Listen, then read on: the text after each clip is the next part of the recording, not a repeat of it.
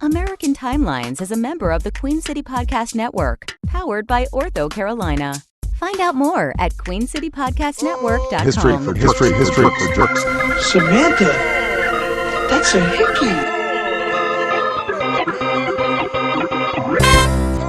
Stranger came in and slit his throat is what I think. Man. Terrible mess. I was covered in blood. Those people have boners and their boners. They must have had boners. The smell of decomposition was obvious upon driving into the property. That's probably not a pleasant smell. He couldn't even Get get in the bathroom. into the bathroom. What'd he do? He shat on the bed.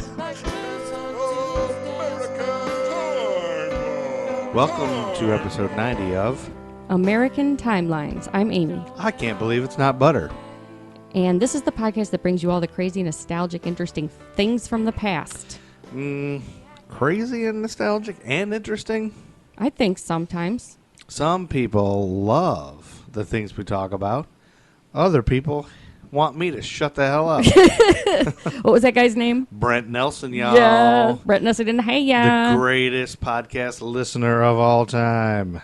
He's my favorite. I'm in love. Brent Nelson is attractive from the knee down. That's right. Yep, that guy's a good-looking fella. Brent Nelson, we love you. Shout out to Brent Nelson. From the nipples to the neck. I'm a big fan of Brent Nelson. Okay.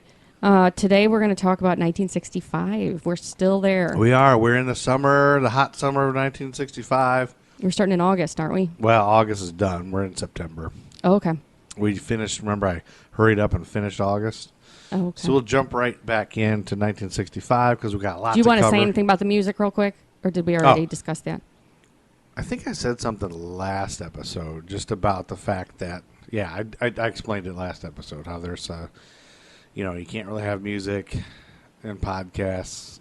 It's like a rule. Basically, you can't even put a second of it. So I was wrong for a bunch of episodes.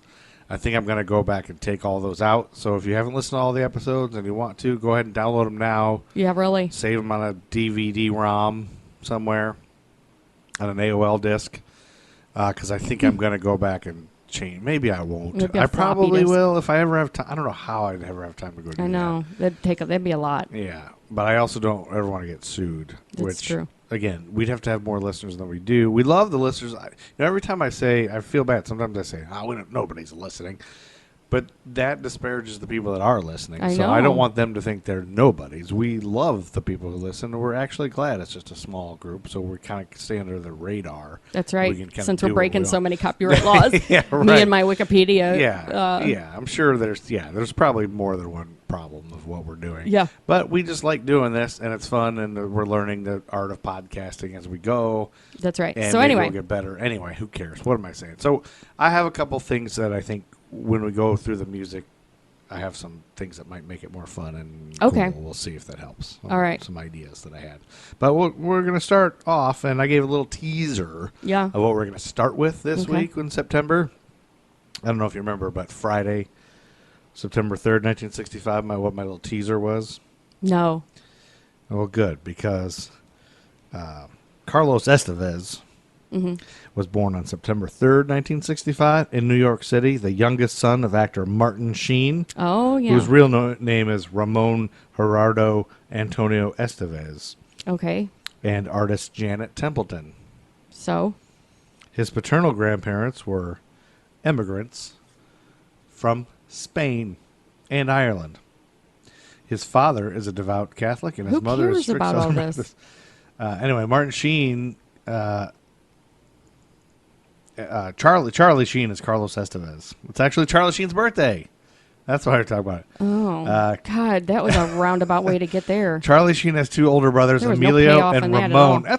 Charlie Sheen is in existence now. Okay, can we move on? Before this day, it was a pre-Charlie Sheen world. That would be preferable, I'm Now thinking. we're in a post-Charlie Sheen world. He was in Men at Work. Okay, Did you ever see that? What's next? Was it Men at Work? Working Men? Remember I that movie don't- with the garbage men? We're moving on. Anyway, but real quick, Charlie Sheen went to Santa Monica High School, and he showed an early interest in acting, making amateur Super 8 films with his brother Emilio and school friends Rob Lowe and Sean Penn. Oh, I Did didn't you know that? No, I didn't know Yeah. that. That's But he used interesting. his birth name. And a few weeks before graduation, Sheen was expelled from school for poor grades and attendance. Yeah, he's a bad boy. He decided to become an actor, and he took the stage name Charlie Sheen because his father had used the name Sheen in honor of the Catholic Archbishop and theologian Fulton J. Sheen. God, who That's cares where Charlie Sheen's name comes from? Everyone cares. Nobody does. I've always wondered where they got Sheen. Didn't you? All right. Let's keep going. Anyway, Charlie's English form of Carlos. That's where he got Charlie. All right. So now you know how Charlie Sheen came about. All right. That's everybody. what the time heads want to know. And then Saturday, September 4th, 1965, we have a new number one song on the Billboard chart. Since we can't play it, Yes. I will recite some lyrics and see if you can guess what the song is. Or how it goes or something. All right. Yep. Okay, ready? Yes. I like big butts and I No, cannot... that's okay, not how just it kidding. works. This is 1965. Okay, ready? I'm not going to say the first thing because it gives away the song. Okay. So the starting of this. Okay, when I was younger, so much younger than today, I never needed anybody's help in any way. Yes. But now, We got it. do you know what comes Help. up next? These days are gone. These days are gone. I'm not so self-assured. And now I find I've changed my mind and opened up the door. open up the doors. Help All right. me if you can. I'm feeling down. What do you and got to say about it? I do appreciate We don't need to you. recite the whole song. You're right. It's the Beatles' Help. Mm-hmm. This is the title track to the Beatles' fifth album and second film, Help, written mainly by John Lennon at his home in Weybridge. He probably wrote it in the nude. We don't know this. but he Maybe. according to John Lennon, he said, when Help came out, I was actually crying You know, out. we're all in the nude under our clothes. If you think about it. This podcast is over. I'm not doing this podcast. You know, I don't even think Brent Nelson like that. No, he might have. Hey, Brent Nelson, she's not funny either, Brent. No, she probably doesn't. Anyway, John Lennon said when it came out, he was actually crying out for help. Most people think it's just a fast rock and roll song. I didn't realize it at the time. I just wrote the song because I was commissioned to write it for the movie, but later, I knew I really was crying out for help. Okay. He said it was my Fat Elvis period. Oh, wait.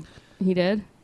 Yeah. He must have said that a lot later because Yeah, Elvis hasn't been fat yet in 1965. Oh yeah, I think he said this right before he died. So you see Oh. the movie, he's very fat, very insecure, and he's completely lost himself. And I'm singing about when I was so much younger and all the rest, looking back at how easy it was. And then Thursday, September 9th, 1965, Gatorade was created in 1965 by a team of scientists at the University of Tampa or something. Or no, Tampa Bay. Florida Gators. Oh. Florida Gators. It was Florida. University of Florida College of Medicine. I'm thinking of the Buccaneers. Including Robert Cade, Dana Shires, Harry James Free, and Alejandro de Quesada, okay. who always had a bag of salsa with him. No. Following a request from Florida Gators football head coach Ray Graves, Gatorade was created to help athletes by acting as a replacement for body fluids lost during physical exertion. The earliest versions of the beverage consisted of a mixture of water, sodium, sugar, potassium, phosphate, and lemon juice. 10 players on the University of Florida football team tested the first version of Gatorade during practices and games. The flavor was urine. All right. Anyway, the tests were seemed successful. In fact, the Florida Gators won the Super Bowl 10 years in a row. Did they really? Nope. Or you made that up. No, because they're a college team that came to the Super Bowl. You're just Nah. you're just mean. You know, Sorry. Just kidding. just want to show that I don't know anything about sports. But contrary to them saying it's successful, Steve Spurrier was the quarterback, and he said, I don't have an answer for whether Gatorade helped us to be a better second-half team or not. We drank it, but whether it helped us in the second half, who knows? I had sex with my sister. No, that's not what he said. Nonetheless, the football team did credit Gatorade as having contributed to their first Orange Bowl win over the Georgia Tech Yellow Jackets in 1967. Okay. At that point, everybody started drinking it, and the Yellow Jackets coach, Bobby Dodd, asked why his team lost. He said, we didn't have Gatorade. That made difference. Oh, it's like a magic elixir of the football gods. Yeah, now we all know it as everyone always having it. Now Right. people do prop bets on what color the Gatorade's going to be. What's your favorite flavor of Gatorade? I guess I would go with lemon lime because I'm a purist. I think that was the original flavor, wasn't it? I'm pretty sure. I didn't do that research, so I Well, look see? like a fool. Yes, you I look do. like a fool. I'm pretty sure it was lemon lime was the original. My first... When I was little, there was only orange or lemon lime. That was it. That's Is that all right? you could get. Are you sure? Yes. And then they came out with cherry or whatever the fuck. Whoa. Wow. Vitriol towards cherry. Yep. I first really appreciated Gatorade because I felt like binge drinking in college. Mm-hmm. If you drank Gatorade the next day, It doesn't work. really helped get over a hangover. it No, doesn't. I felt like it did. No, that doesn't do anything. It hydrates you. It helps you hydrate, right? Yeah, Another thing, you got to be hydrated. maybe. Dehydration is a I don't hangover. Other people say greasy foods. Mm-hmm. Didn't you say there's a reason why that works? Greasy foods are supposed to work. Like, Yeah, I can't remember. can you find out real quick and then? No, we're report going to back? move on. No, I'll wait. No, we're moving on. We'll just the rest of the podcast for like 3 or 4 episodes will be just me whistling until you find out. Actually, if you're listening to this podcast and you know why greasy foods are supposed to help a hangover, tweet us at History for Jerks. And if you're not on Twitter, check us out on Instagram and tell us. I think you can message us through there, can't you? That was a good little commercial, honey. It was. All right, what's next? Also, be sure to keep an ear out for our new podcast, My History for Jerks. Yeah. What's that called? It's called, there's a podcast called Sleep With Me. Like that, some people talk about boring stuff to get you to sleep. This one is just called Sleeping. And it's just somebody sleeping? It's just, the sounds of me sleeping. Which is loud. It's coming soon. You can hear me Lots roll of over. farts. Farts. A lot of this. Yep. Lot of that. Yep. All right. Coming in early 2027. Sunday, September 12th, 1965, NBC takes over telecasts of the American Football League, with most of the games being broadcast in color. Now, wait a minute. So ABC and CBS weren't in color, or it was just... This is the first time that American Football League had most of their games in color. It was probably like a special thing. So to it's have not... in color. It doesn't have to do with the TV set that you're watching it on? Oh, things can be... Yeah, well, they didn't have... I mean, once color TVs came out, they Then probably had to broadcast them in a different way. You know what I mean? Yeah, And so, because black Yeah. and white movies are black and white no matter what. I don't Sunday, get it. that same day, the Beatles appeared on the Ed Sullivan Show for the 4th and final time, performing songs from their new album, Help! This appearance was videotaped on August 14th, before the group launched their U.S. tour the following night at Shea Stadium, but it aired on Sunday, September 12th, Okay. 1965. And then on Monday, September 13th, 1965, Today Show on NBC goes color. Huh. So Yeah. it must be a different camera they have to use. Or Yeah. something. Yeah. Probably just had black and white cameras. Now, don't take any ice in that sip. All right. We're just going to wait here. It's delicious eggnog. The problem with it being so delicious, I'm going to drink a lot of it, and then I'll be hammered. That would be a problem. Tuesday, September 14th, 1965, Jerry Van Dyke starred in a sitcom called My Mother the Car. I feel like I've heard of that. It's an American fantasy sitcom that aired for one season on NBC between September 14th, 1965 and April 5th, 1966. 30 episodes were produced by United Artists Television. The premise features a man whose deceased mother is reincarnated as an antique car and who communicates with him through the car radio. Oh, my God. Critics and adult viewers generally dislike the show, often savagely. In 2002, TV Guide proclaimed it to be the second worst of all time. Now, you know what my Second question's worst show gonna of be. all time. You know what my question's going to be? Yeah? What's the worst? Or would you like to guess what the worst show of all time in 2002? TV Guide named one show worse Small Wonder. than My Mother the Car. No, Small Wonder's That was a pretty great bad. show. It was pretty bad. She's a small All right. wonder, a girl unlike other girls. She's incredible. God, the worst TV show. I don't know. I can't guess. Do I know it? Jerry Springer. Yeah. So two Jerrys are the top two worst shows ever. Two Jerry Jerrys. Van Dyke. Oh, Jerry right. Van Dyke, The number guy's 2. name. And then on Saturday, December 18th, 1965, Get Smart debuted. I used to love that show. This program was created by, you won't know this, you know who created Get Smart? Nope.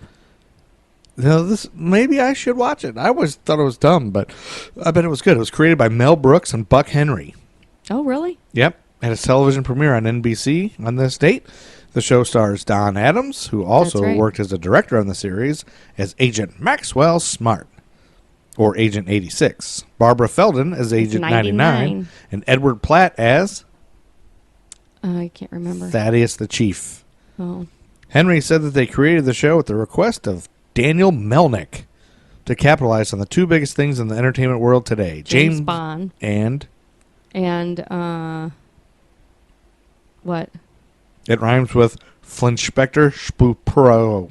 Oh, Inspector Clouseau. Inspector Clouseau. I'm really bad at guessing today. It's an insane combination of James Bond and Mel Brooks comedy. That's true. The show generated a number of popular phrases during its run, including, "Wouldn't you believe? Good thinking, 99. And missed it by that much. Sorry about that, Chief. The old such and such trick. And loving it. And I asked you not to tell me that." Remember all those sayings? Some of them. I only remember that missed it by that much. And then on September 25th, 1965, we have a new #1 song on the Billboard charts by a man named Barry McGuire. Okay. Do you know him? Are you familiar? No. Okay, this one I don't know, and I didn't listen to it since we can't play music, so I'm relying on you Okay. to get it by the lyrics. Oh, boy. The Eastern world, it is exploding. Violence flaring, bullets loading. You're old enough to kill, but not for voting. You don't believe in war, but that's that gun you're toting. But what's that gun you're toting, sorry. And even the Jordan River has bodies floating. But you tell me over and over and over again, my friend, and you don't believe we're on the eve of destruction. We're on the eve of destruction. Does that sound perfect? Won't you tell me over and over and over again? It's a protest song written by P.F. Sloan in mid-1964. Several artists have recorded it, but the best-known recording was Barry McGuire. All right. The song references social issues of its period, including the assassination of JFK, the Vietnam War, the draft, the threat of nuclear war, the civil rights movement, Ernest Borgnine's anal glands, turmoil in the Middle East, and the American space program. I don't know. Anti-war songs always get to me. That's I because feel like you think you're a soldier who I was do. reincarnated. I know. Why is that? Why is it? You're insane. Well, Or maybe you really maybe are. I really am. Maybe reincarnation is real, but... Anti-war, Vietnam anti-war songs like Pete Seeger and... Why don't you just spend some time like really looking deep inside yourself and find out who you were, what your name was, and then we can research that person. See if they really existed. Okay. So close your eyes. I'll do that. Close your eyes and smoke a bunch of ganja. And get the Ouija board out. No, because you would be that person. Oh, that's right. So that wouldn't work. No, or maybe just look at it and see if it tells you anything. Or just like... Or spell stuff with it. Maybe meditate. They have a floating pool, like a floating... You're a floating like it's pool. in the dark. You lay in the dark, and you can float and you think about I stuff. don't know about those things. Sunday, October 2nd, 1965, we have another #1 song on the Billboard chart by the McCoys. You know who the McCoys are? Nope. Okay. So I'm not going to say the name. I'm going to Just pick Yeah. it up somewhere in, Yep. in there. blank lives in a very bad part of town, and everybody, tries to put my blank down. Oh, Sloopy. Well, blank, I don't care Hang what on, you're Sloopy. doing. Yeah, because you know, Sloopy girl, I'm in love with you. Yeah. And so I say now, hang on, Sloopy, Sloopy, hang on. Ba-bump, bump, bump, All right. bump, bump, bump, bump. Well, Sloopy lives No, in this is not a karaoke in podcast. town. Anyway, hang on, Sloopy. Oh, I didn't write anything about that song. All right. There was a whole bunch of things about that song. Because Sloopy is like supposed to mean something else. Like Sloopy is like a drug reference. It is? Let's look it up. According to Rick Derringer, the original version of Sloopy was written by a high school kid in St. Louis and sold to Burt Russell, also known as Brett Burns. Okay. Oh, Burt Burns. Sorry, not Brett Burns. The inspiration of the song is said to be Dorothy Sloop, a jazz singer from Steubenville and a student at The Ohio University. Oh. Is the Ohio University the same as Ohio State University? No. Ohio University is where that lady went, but the Ohio State University plays that plays that song. It's like that's their like band song. Oh, okay. Could have sworn All right. it was a drug reference. It is the official rock song of the state of Ohio Okay. It's not really a rock and the song. Ohio State University. I wouldn't call it a rock song. You wouldn't? No. You It's know not what? one of my favorites. Man, you're really disparaging it all of a sudden. Ohio State sucks anyway. Heck with the Buckeyes. All right. Suck eyes. Actually, they're very good. I'm tired of them being good. It's like the Packers. You know, they've had enough. All right. Enough. Moving on. Tuesday, October 5th, 1965, Charles Linster broke the world record for the most nonstop push-ups. Really? How many did he Guess do? how many? He did 1,000 push-ups. That is not even close to the record. Oh, my God. Not What? even close. How many did he do? 6. 6,000? It's just 6. 6. 6,006. Whoa. And he only stopped at 6,006 because his coach didn't want him to harm himself unknowingly. Really? And then here's the worst part of it. Then his arms broke off. 69 days later, he broke his neck and was paralyzed for the rest of his life. What? Yeah. What in the world? Yeah. So he was a gymnast and he was in the gymnastics class. So this is all according to recordholders.org. Yes. The guy went to New Trier. He was in high school when he broke this, by the way. Oh, okay. He went to Wow. New Trier High School in Winnetka, Illinois, and he loved gym class and became very proficient in push-ups. I guess so. 6,000. He knew he could break the school record since his personal best was already 200, and the Oh school my record was God. under that. So I would he say. so he decided to try, but he failed. I can't do 10. Oh, I can only do 40. Well, I can maybe do 40, but I always stop at 40 because I read somewhere that as long as you can do 40 push-ups, you're at a low risk for a heart attack. Oh, really? So I just make sure I can do 40. Then you're done. I don't try anymore. I should try more, but I just want to be alive. That's all Yeah. I want. I don't want to be in shape. I just want to be alive. I don't want to enjoy my life. I just want to be alive. Anyway, when he failed at his first try, that made him decide he wanted to become a push-up perfectionist. And then one of his gymnastics teammates said he didn't believe he could even do 100. And he said, you can't do 100, and so he proved it. Can you imagine what the guy's arms must have looked like? It must have been big in his chest. Yeah. But he did prove it, and he felt so pumped about proving it to that classmate Yeah. that the next day he went for it again. He did 222. Jeez. And then the next day he did 333. He's a glutton. 333. And then 2 weeks later he made it up to 444, and then this made him realize, oh my God, I don't have to slowly increment. I'm doing 100 more at a time. Yeah. So there's no barrier, and that would have got him. That's when he knew that he was going to be an unparalleled, prolific, professional push-up perfectionist. That's what he was called. That's what he decided. Well, that's what I'm calling him. Oh, okay. By the end of his freshman year, his personal best stood at 2,002 push-ups, but he knew that Jesus. 3,000 was the record. So he had to get above that. Yep. So on a day in late July, he executed 3,003 push-ups to get the record, but his dream for inclusion in the Guinness Book was dashed after mentioning his achievement to a friend because that friend said, oh, a Marine just performed 5,000 push-ups. And so, What? yeah. So then the record was 5,000. That's what he had to beat. So in late August. Who are all these people that can do 5,000 push-ups? And who's got the time I to sit there? know. I can't even count to 6,000 without falling asleep or goofing off. or shitting my pants. Yeah, or something. Taking several bathroom breaks. That's right. Got diarrhea. Irritable bowel syndrome. Yes, that's true. But anyway, October 5th, 1965, he went for it. And when he got to 5,900, Yeah. the test administrator informed him that he would stop the exam when he reached his target, 6,006. Mm-hmm. And for the next 50 push-ups, he pleaded with him, no, let me keep going. But as the responsible adult in charge, he wanted to be sure that he wasn't doing something physically damaging to him without knowing it. Yeah, because, God. Yeah. Who knows? If you're are you I supposed to don't- do that many? No, I don't think. I don't think the human body is supposed to move Yep. that way. And then 69 days That much. later, in a gymnastics practice, he was permanently paralyzed by breaking his neck. Oh, my Jesus. Isn't it terrible? Yes. Poor guy. And that brings us to October 6th, 1965. And I understand that the Yes. most beautiful person on this podcast has a little something to share. Well, that's very nice, sweetheart. And what I have to share is this. What? We'll be right back after these messages from History for Jerks' new podcast. Take a listen. All right. We'll be right back. Listen to the new podcast by History for Jerks. History for Jerks presents Famous Gyms. It's the podcast where we just list famous gyms. Here's a little sample. Jim Varney, Jim McMahon, Jim Brown, Jim Norton, Jim Croce, Jim Caviezel, Jim Neighbors, Jim J. Bullock. no, that's Jim, not Jim. Jim Rash. Jim the Anvil Neidhart.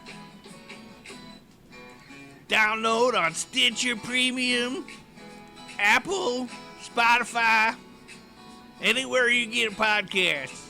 Coming soon in early 2027.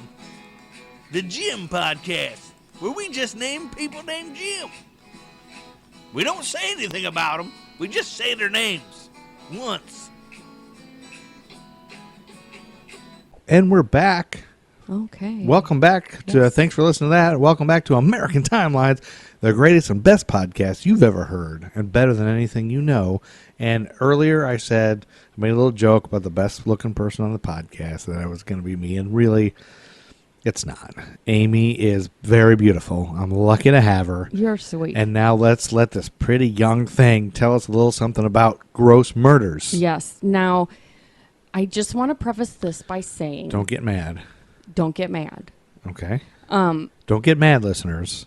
No, the listeners We have a warning. will be fine. Oh, it's they will? you I'm saying don't Oh, get no, mad. me? Oh, I do have a temper. Well, I know what you don't like. I don't but like things. I don't like sometimes- rapes. Sometimes you have to, I don't like child rape. if you want to please the listener who's into true crime, you Yeah. have to give the details of the crime. Okay, they like it? Yeah, They like those things? I think so. Why? So, What's wrong with them? I'm Buckle the sorry. fuck up is what I'm trying Okay. to say. Okay, listeners, I will try not to judge you this episode for liking this.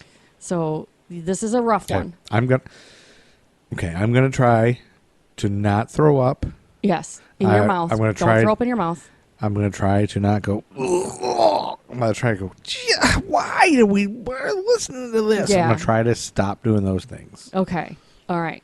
So I'm going to talk about the Moors murders.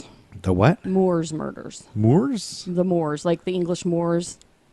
Moor? Yes, Okay, are you sure that's how you say it? that's how you say it. All right. So the Moors are big, like fields in England that are Oh. real rocky, and Okay. a lot of the northern England is covered in moors, and so this took place. Big fields that are rocky. Yeah, it's kind of rocky, grassy fields, Okay. but large expanses of it.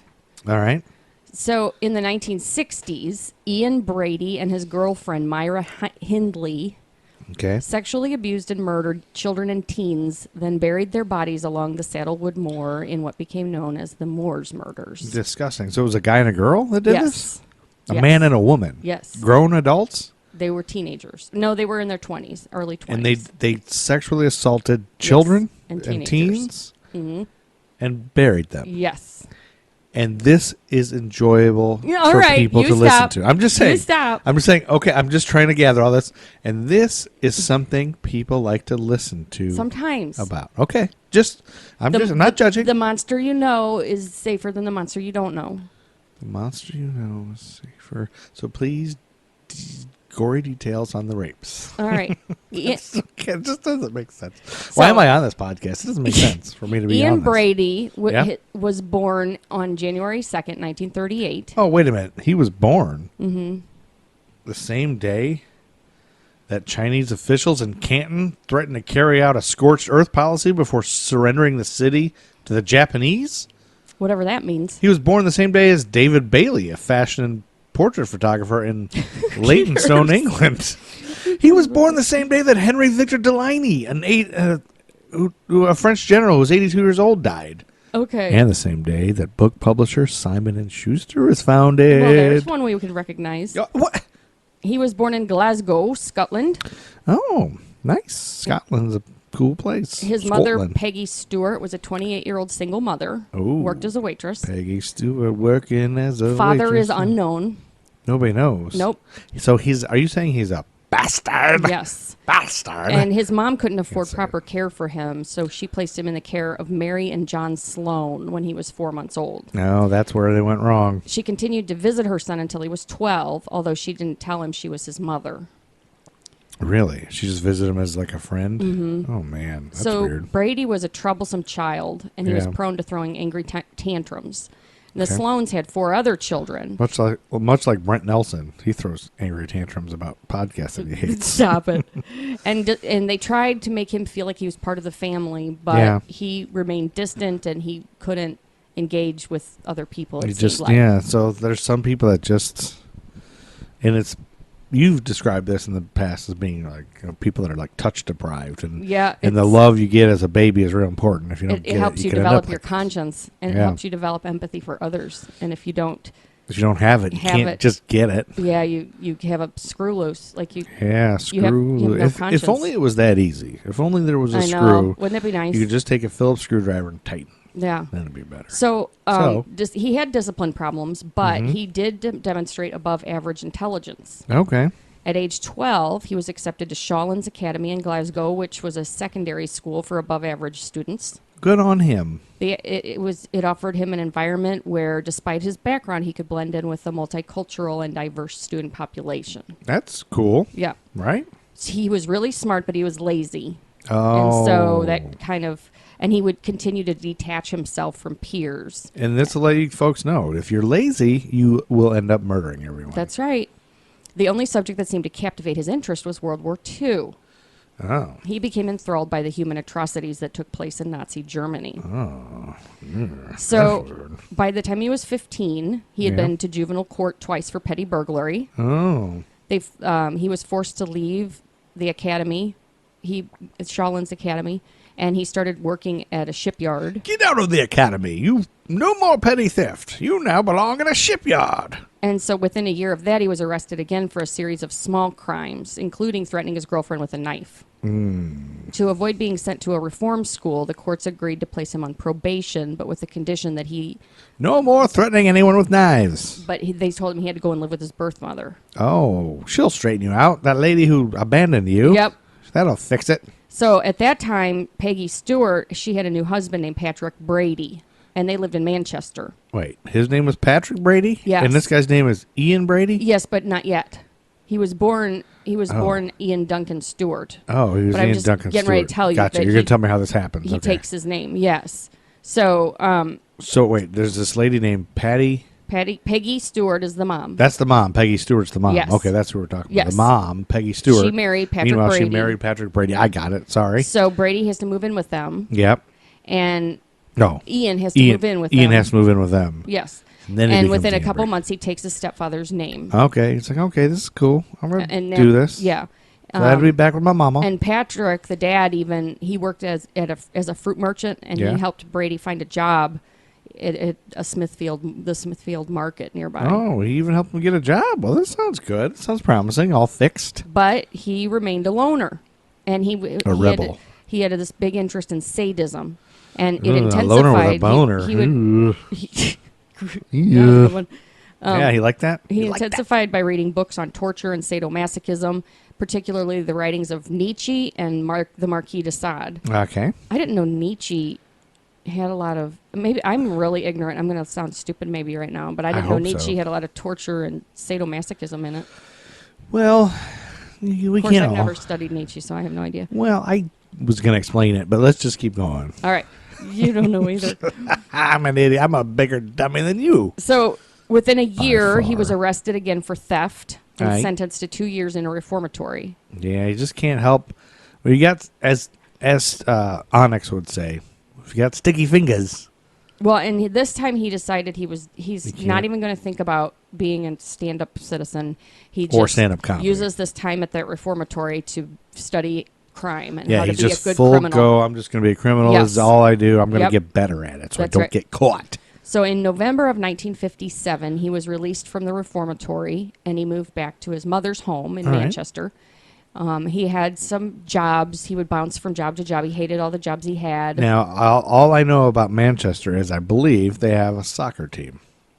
Yeah, you're probably right. They call it football over there. Anyway, Yeah. But he decided he wanted a desk job. He was doing a lot of manual labor jobs, and he decided he needed a desk job. You're a chump if you don't have a desk job. So, none of this manual labor. That's right. Crap. So he taught himself bookkeeping with training manuals he got from the public library. Oh, okay. And at age 20, he got an entry-level bookkeeping job at Millward's Merchandising in Gorton. All right. So he was reliable employee, unremarkable. He was known for having a bad temper. Oh, But otherwise, great. nobody really talked about him except for one thing. Hothead. That's all I know about that guy. One of the secretaries, 20-year-old Myra Hindley, had a deep crush on him. Oh. And tried various ways to get his attention. I really like that hothead who's got a criminal background. Yes. Criminal. But at first he was disinterested, detached. He thought... I don't got time for a hot chick. He kind of had a superior attitude as well. I'm better than everybody. So after a year of her just flirting with him, he finally asks her out on a date. She was like heavy flirting. And so from that point on, they're inseparable. Okay. They realize he likes her and is finally together. Yes. And they're good to go. And they lived happily ever after. The end. The end. Now, that's a modern, an old love story. Let me tell you a little about Myra Hindley really quick. Moira? Myra. Myra? M-Y-R-A. M-Y-R-A. Might be Myra. Maybe it's Myra Hindley.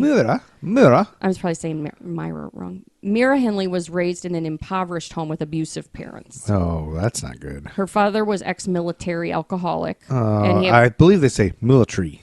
Oh, that's right. He believed in an eye for an eye, and at an early age, he taught Myra how to fight.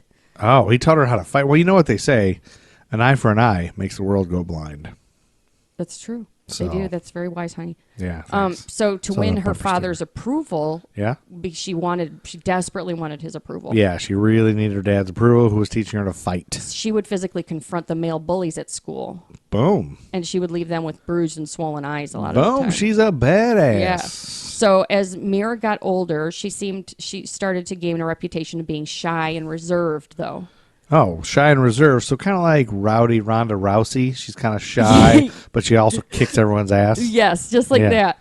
And when she was 16, she started taking instructions for her formal reception into the Catholic Church, like her first communion and everything. Aye. And friends and neighbors described her as being reliable, good, and trustworthy. And can kick your ass. But it took just one date for Brady and Hindley to realize they were soulmates. Oh, they belong together. They were in their relationship. Brady was like the teacher role, and Hindley was the student role. Yeah. And they would read Mein Kampf together and the Marquis de Sade. They spent hours watching X-rated movies and looking at porno magazines. Well, no, that's not so bad. Hindley quit attending church services when Brady told her there was no God. Oh. Brady was Hindley's first lover, and she was often left to tend to her bruises and bite marks that came during their lovemaking sessions. That's weird. Yes. He would occasionally That's drug her, then pose her body in various pornographic positions and take pictures that he would then share with her later. These are soulmates, by the way.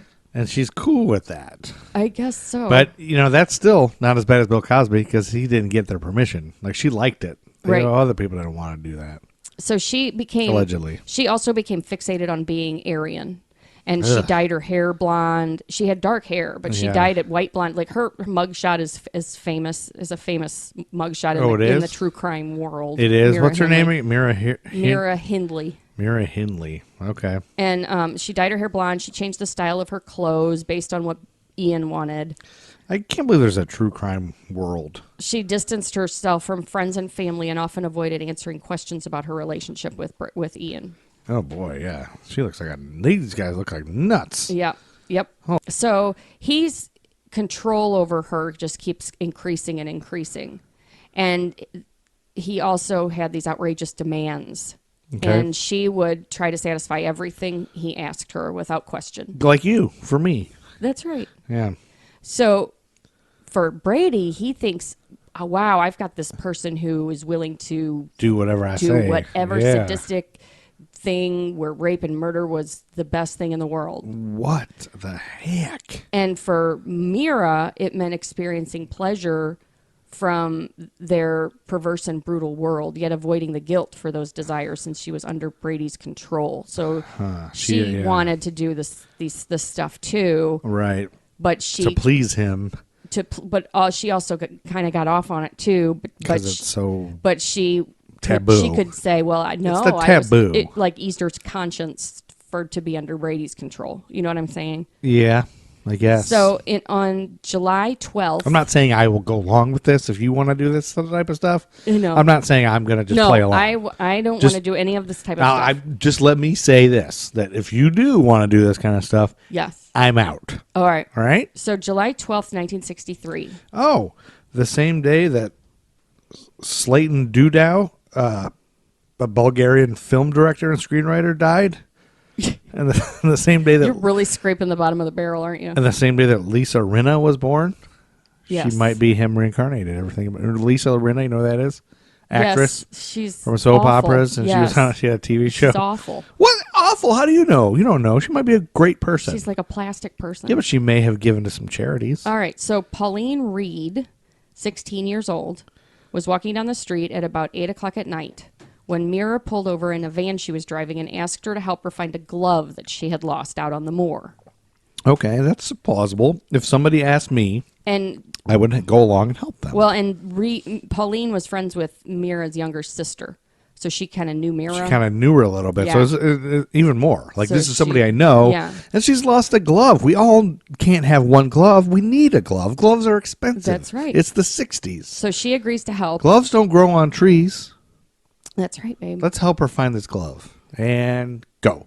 And so, according to Myra, she drove to the Saddleworth Moor, and Ian met the two shortly after that. Oh, hello. I'm here to help you find a glove. He took Pauline onto the moor, where he beat, raped, and murdered her by slashing her throat. Whoa, that's unexpected. Then together they buried her body. Gross. This is, according to Ian Brady, though, Myra participated in the sexual assault. That's not cool. Ideal, I guess we'll say. So then on November 23rd, 1963. When Doctor Who, the long-running British sci-fi series, debuts in England? Yes. And on the Joey Bishop show, Joey and Vic Damone are on a tour to entertain troops, and one morning Joey wakes up speaking Russian. And after learning that Vic has been to Russia, he believes the two of them are part of an elaborate spy plot. Also, Mrs. Barnes asks the neighborhood kids if they like to look at her bunions. No, that's not. That part didn't happen. Yeah, maybe not. Yes, on that date, John Kilbride, age 12, was at a market in Ashton-under-Lyne, Lancaster. Oh, my gosh. So this is weird. I know somebody named Ian Kilbride. We're talking about Ian Brady and John Kilbride. Yes. And Ian Kilbride is a big listener to our podcast. No, he actually isn't. But he's a very short guy that says, I love you like there's no tomorrow. And go. Okay, so he accepted a ride home from Brady and Hindley. Okay. They took him to the moor where Brady raped then strangled the boy to death. So I'm guessing in the 60s in this part of Scotland. No, we're in England now, England. Manchester. Sorry. Yeah. Oh, yeah, Manchester. That's right. It's probably commonplace to hitch a ride from people. Yeah. Right? Probably. Maybe? I would say more so than now. So he did what to this guy? They do what to him? They take him to the moor, and then Brady rapes and strangles him. At the same time? Well, I don't know how it went down, babe, in specifics. I thought these are the specifics that you said true crime people need to hear. Well, they probably would, but I didn't look them up. Oh, but here they want them, and you're not giving them the goods. I know. So there was rape and murder to satisfy you people. So, you people. You people. So, June 16th, 1964. Oh, the same day that the collision of two barges with the... The same day that there's a collision of two barges on the 26-mile-long Lake Pontchartrain Causeway Bridge in Louisiana created a 240-foot wide hole that was large enough for a Continental Trailways bus to fall through. Holy crap. The bus was traveling north on the world's longest bridge and had traveled 9 miles along the causeway when it encountered the hole at shortly after 1:45 in the morning, and only 8 people were on board that early morning bus on their way to Jackson, Mississippi from New Orleans, Louisiana, and 6 of them drowned. Holy shit. The barges were being pushed by the towboat Rebel Jr. The helmsman of the tugboat said later that he had fainted and apparently fell against a steering lever, which drove the tug and barges into the bridge. Holy shit, that's an accident. Same day that happened? Yes. Keith Bennett, age 12, was walking to his grandma's house no, when Keith. Hindley approached him and asked for help in loading boxes into her truck. Oh, and the thing is, she probably really needed the help and then just changed her mind. She didn't. No, it was a ruse? Nope, Ian Brady was waiting. They offered to drive the boy to his grandma's house, but instead they took him to Saddleworth Moor, where Brady led him to a gully, then raped, beat, and strangled him to death and buried kid. him. Yeah. Then I guess this teaches you, don't walk to your grandma's house alone. That's and right. Accept Don't help accept from help from murderers. December 26, 1964. Oh, the same day on Gilligan's Island, everybody wants a piece of Gilligan and his newfound riches after he wins a $3 million bet with Mr. Howell. The bet? That he couldn't rip off all 35 of Mr. Howell's skin tags with his teeth. Gross. Yeah. All right, yes.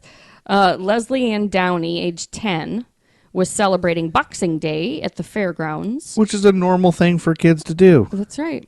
Let them celebrate. When Hindley and Brady approached her and asked her to help them load packages into their car and then into their house. And once they got inside the house... Nah, don't go in the house. Never go in the house. No, Never go to a second location. They undressed and gagged her, Gross. forced her to pose for pictures, then raped and strangled her to death. The following day, they buried her body on the moors. Sorry. I was going, that's all right. This is perfectly fine. No, These are you don't good have things to know. No, they're, So, Myra Hindley's younger sister, Maureen, Yeah? had a husband named David Smith. Oh, I didn't know she had a younger sister. Yes, and they started hanging around at this time with Myra and Ian. Like socially, going out and Yes. stuff? And they because have they no moved, idea what close by them, and so they started hanging out and going around with them at the same time. Probably wondered why they have all the cuts and bruises and... Well, David Smith was no stranger to crime, and he and Ian Brady would often talk about how they could rob banks together. Oh, no. Another jerk. And Smith also admired Brady's political knowledge, and Brady would take on this role of mentor and would read Smith passages of Mein Kampf, just like he used to do with Myra. Okay. Unknown to Smith, though, Brady's real intentions went far beyond that. He was actually priming Smith so he would eventually participate in the crimes that they were doing. Oh. So on October 6th, 1965. Oh, the same day that the Chicago suburb of Bolingbrook, Illinois was incorporated? Yes. With roughly 7,000 residents? That's right. And the same day that Mario Lemieux was born, the hockey player? Mm-hmm. Edward Evans, age 17, was lured from Manchester Central to Hindley and Brady's home with the promise of relaxation and wine. Oh, well. For some wine. I'm not really into the wine as much as the relaxation. Brady had seen Evans before in a gay bar he had cruised looking for victims. Oh, I saw you at the Blue Oyster. That's right. So, introducing Hindley as his sister, the three drove to Hindley and Brady's home. Because they wanted him to believe that he was a lover, a potential lover. That's right. But that... Which he probably was, because he was making love to the dudes. Would be ultimately become children. the scene where Evans would suffer a horrific death. So then, in the early morning hours of October 7th, 1965. Oh, the same day that American mathematician Jesse Douglas died? The same day that on Bewitched, while Samantha is watching the Tate's new baby, Gladys Kravitz makes an ill-informed comment to Maurice, who whisks his new grandson off to London. The comment, I want you inside me. No, that was not the comment. It might have been. You don't know. So, yes, in the early morning hours, Yeah? David Smith, the brother-in-law, The brother-in-law. Oh, sorry. armed with a kitchen knife, Oh, no. walks to a public phone and calls the police station to report a murder that he had witnessed earlier that evening. Oh, what? He's got the knife and he's reporting it. Yes. He told the officer on duty that he was in the home Yeah? when he saw Brady attack a young man with an axe, repeatedly striking him while the man screamed in agony. So he walked in, and Ian was Just hatcheting this kid's up, with an axe. So he was shocked and frightened that he would be the next victim. So he helped them clean up the blood. And acted like he was cool with it. And wrapped the victim in a sheet and placed it in an upstairs bedroom and promised to return the next evening to help them dispose of the body. Oof. So he calls the police. Instead of doing that, he goes to a phone booth Yeah. and calls the police. Yeah, it has this knife. And so within hours of his call, the police come over and they search the home. Yeah. And they find the body. Yeah. So then they interrogate Brady, and he insists that he and Evans got in a fight and that he and Smith murdered Evans and that Hindley wasn't involved at all. He was arrested for murder, and Hindley was arrested 4 days later as an accessory to murder. Ooh. So David Smith told investigators that Brady had stuffed items into a suitcase, Yeah. but that he did not know where it was hidden, and he thought maybe it was at the railway station. So the police searched the lockers at Manchester Central, and they find the suitcase, which contained pornographic pictures of a young girl and a tape recording of her screaming for help. Oh, good. The girl in the pictures and on the tape was identified as Leslie Ann Downey.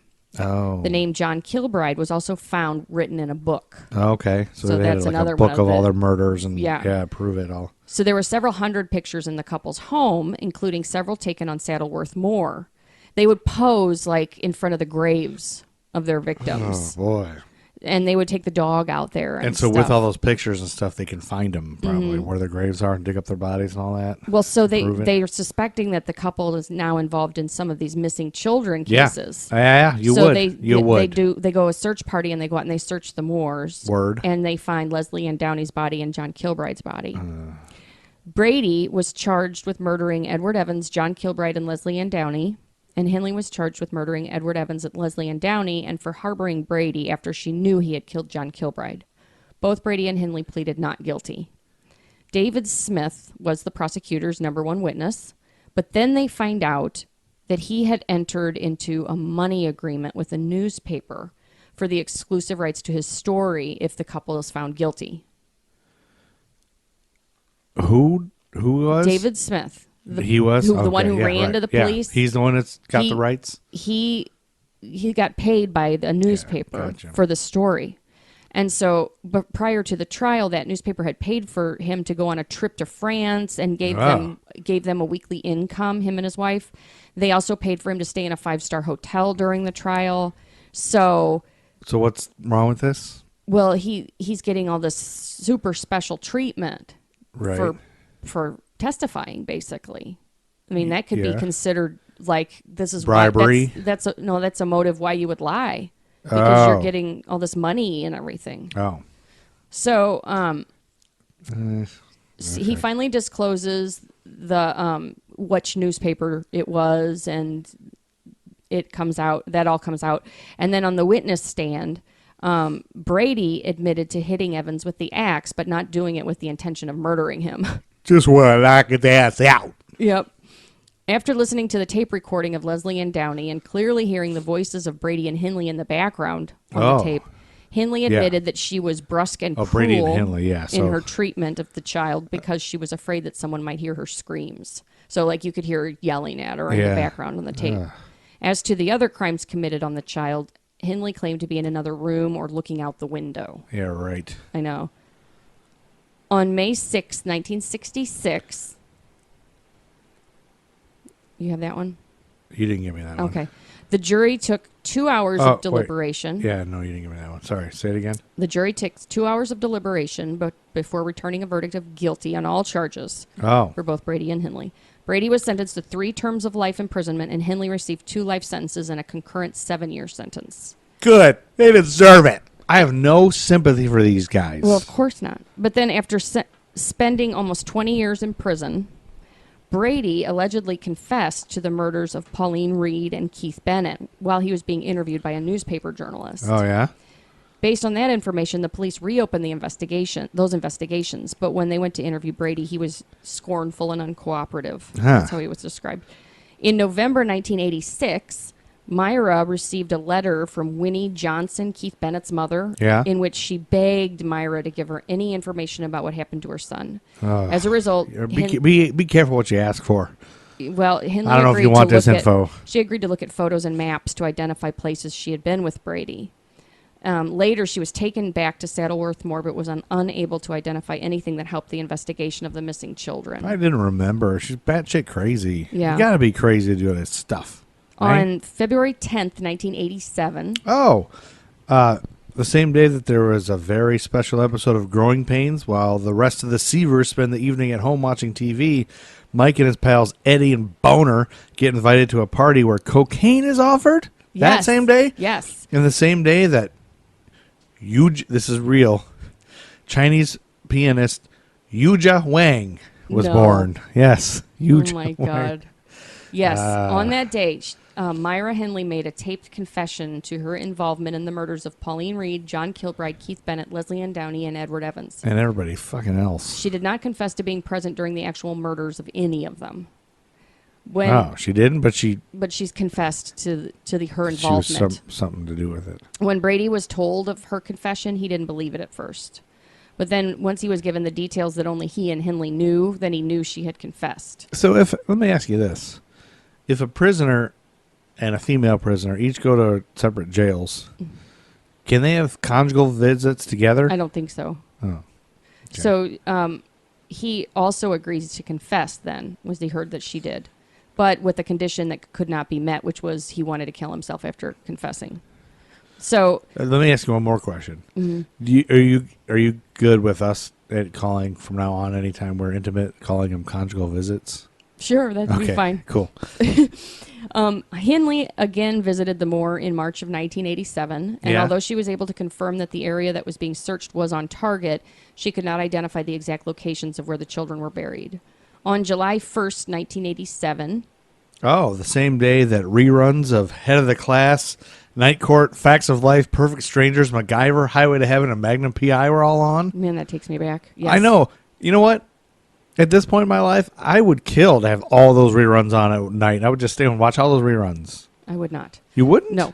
Also, the same day that God. English singer-songwriter and guitarist Snakefinger died. Yes.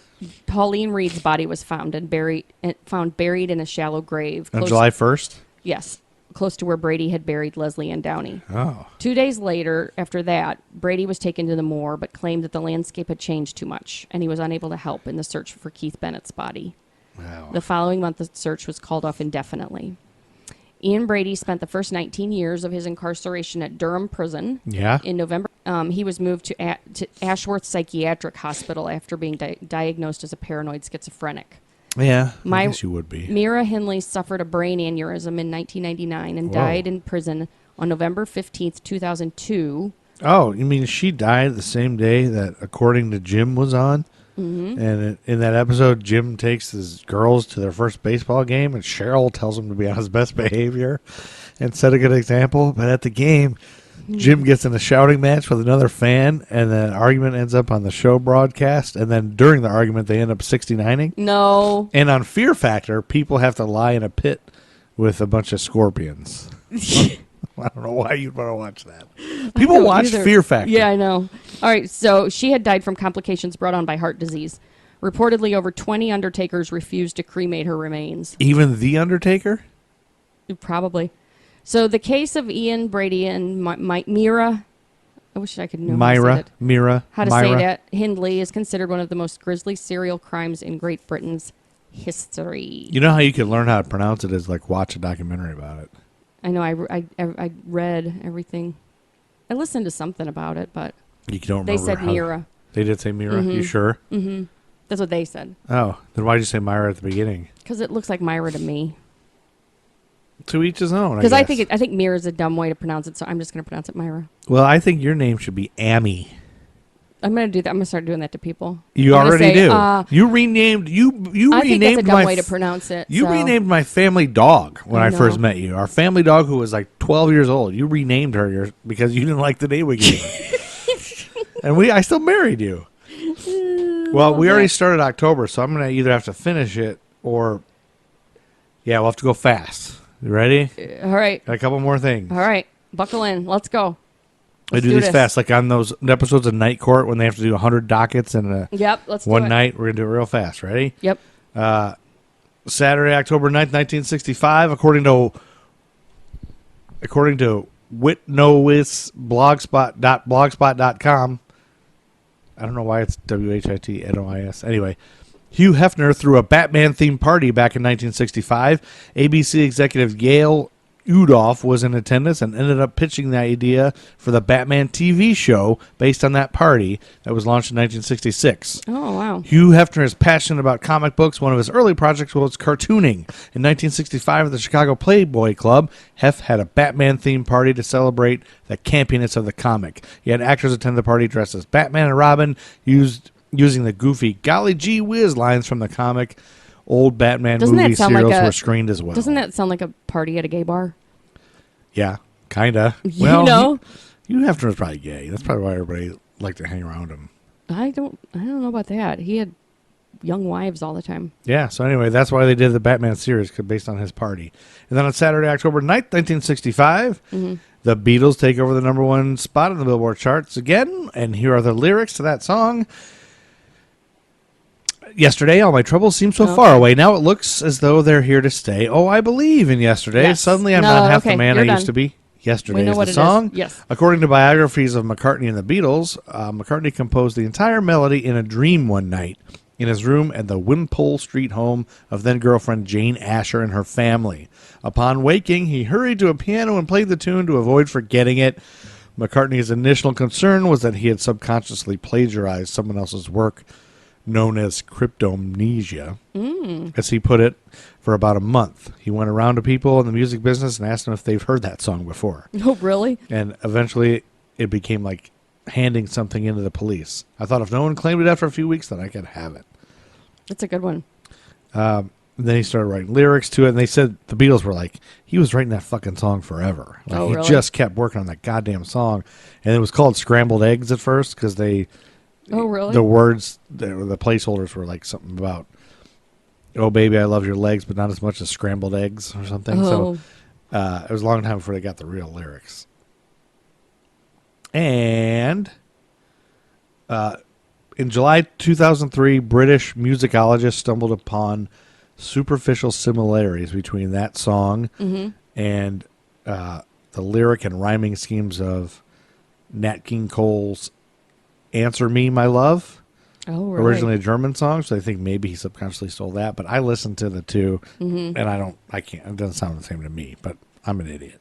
No. And then Wednesday, October 13th, 1965, Pete Townsend of The Who wrote the lyric "Hope I Die Before I Get Old" for My Generation after England's Queen Mother had his 1935 Packard hearse towed from the front of his home. Okay. He had a hearse that he kept in front of his house. Oh, and really? She would go on tours of places in England and say, "Oh, get rid of that, get rid of that, get that out of here."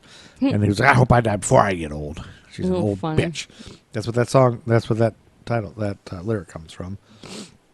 And then Thursday, October 14th, 1965, the World Series featured the National League champion Los Angeles Dodgers against the American League champion Minnesota Twins, and is best remembered for the heroics of Sandy Koufax, who was named the series MVP. Koufax did not pitch in Game 1, as it fell on the Jewish holy day of Yom Kippur, but he pitched in Game 2 and then tossed shutouts in Games 5 and 7, with only 2 days of rest in between to win the championship. The Dodgers prevailed in 7 games. And then Thursday, October 28th, 1965, finished in 1965. Thursday, October 28th, 1965, St. Louis's arch was finished. Was it? The height and width are the same, 630 feet. Wow, really? The arch was designed by Finnish-American architect. You know this? You're from St. Louis. I know. It is P's, I-M-P, or... Eero Saarinen. In 1947. No, I didn't Construction began on February 12th, 1963. It was completed on October 28th, 1965. At an overall cost of? I don't know. Come on, St. Louis, Missouri. I don't know. I had never been up in the arch. $13 million. I have. Equivalent to $80.6 million in 2018. The monument opened to the public on June 10th, 1967. It is located at the site of St. Louis's founding on the west bank of the Mississippi River. Yeah, it's a big fucking thing. You made me go up in it. Oh, maybe I did. No. We went to the thing, but we didn't go up. Yeah, that's right. I mean, it's huge. You don't realize it. No, it's huge. You I don't- know. You took me to. You forced me to go to it when we first started dating. Well, I wanted you to see it. 'Cause you were from We in St. Louis. We were in St. Louis. You can find me in St. I Louis. made you go to Forest Park too tonight. You made me do a bunch of stuff, but all I wanted to do was see Nellie. And that didn't happen. That was before Nellie. No, it wasn't. Was it? No, because I kept asking you, where's Nellie hang out? Do you think Nellie hangs out right here? Jeez. Can we go to Nellie's house? All right. Nelly was the best. Okay, what's next? It's getting hot in here, so take off all your clothes. And with that, Is that it? we will say, take Adios. off your clothes, Chuck Berry. Happy trails to you. Get out of here, Chuck Berry, and long live Brent Nelson. It is time to get out of here, Chuck Berry. Thanks for listening, guys. Brent Nelson knows podcasts. Samantha, that's a hickey.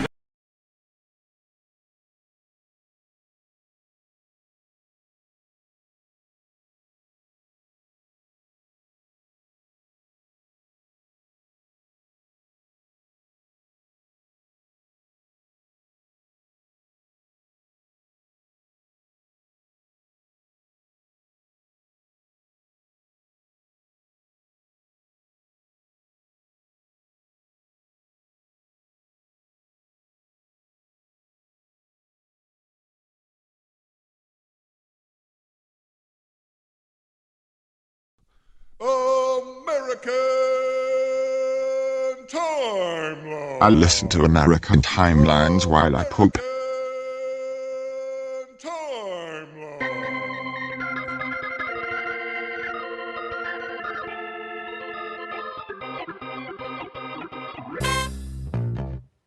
We're so tired of hearing about the 6 days.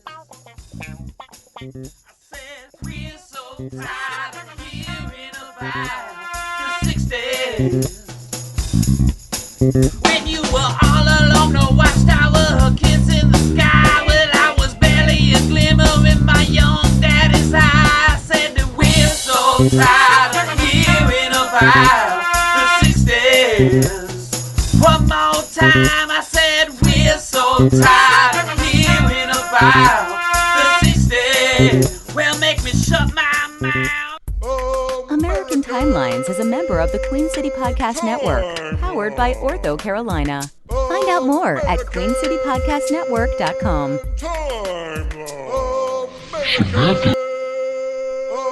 Samantha.